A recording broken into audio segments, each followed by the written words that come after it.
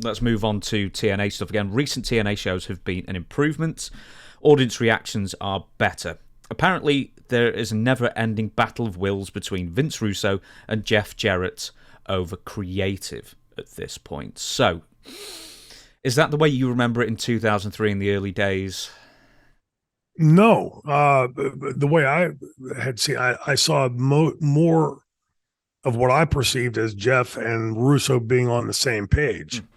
I think a lot of that we've since come to find out has been weaned over the years of these stories being told, that it wasn't quite what it looked like in real time sitting in situ in the building. But it's like a unified front kind of thing, at least. Yeah.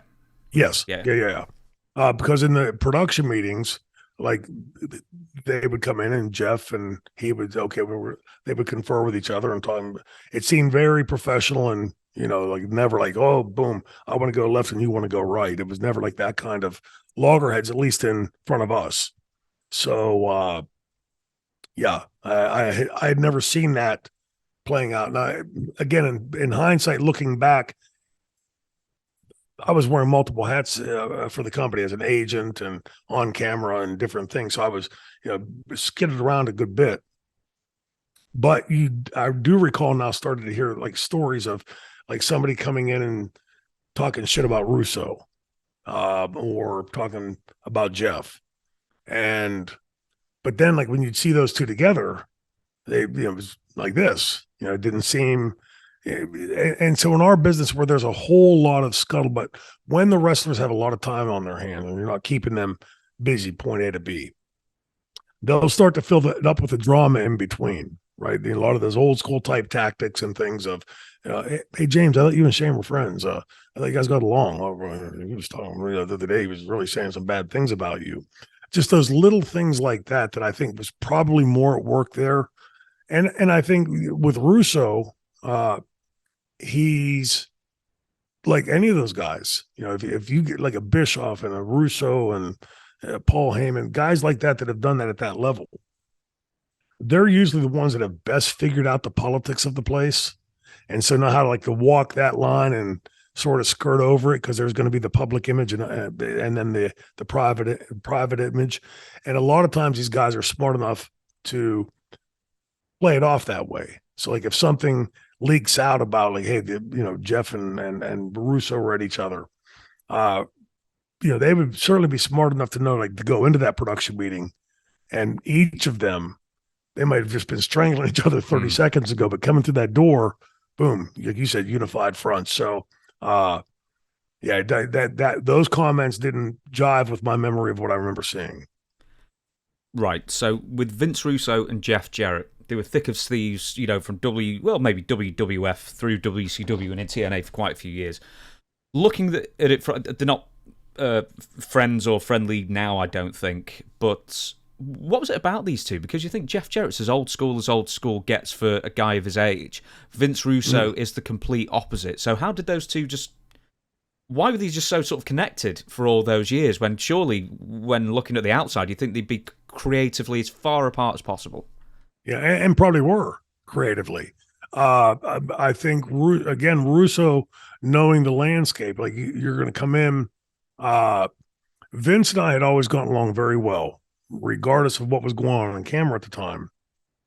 And he was the one that came to me and said, hey, I just, want to smarten you up, like be on the lookout for this, and then he would tell me something.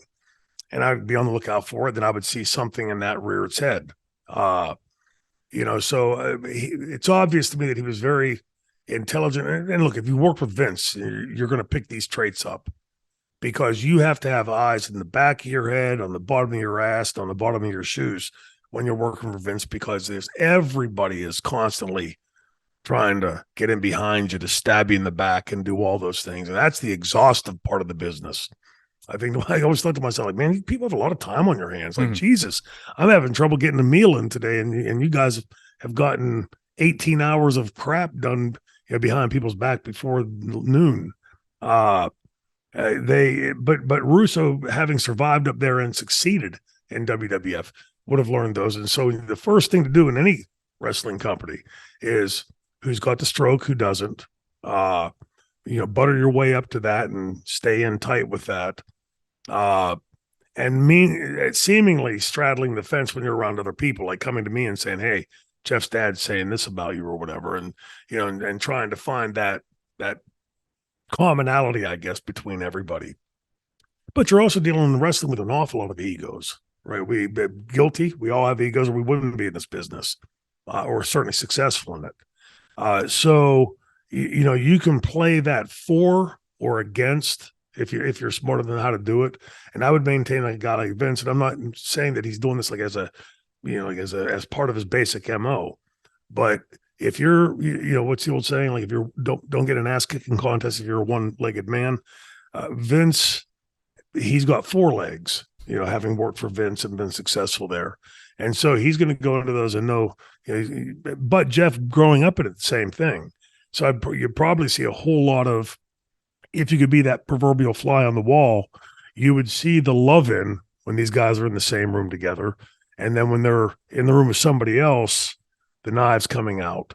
I wouldn't take that as being anything more with Vince and Jeff as being anything more than between any booker and wrestler or company owner and booker, all the different dynamics that are at work there.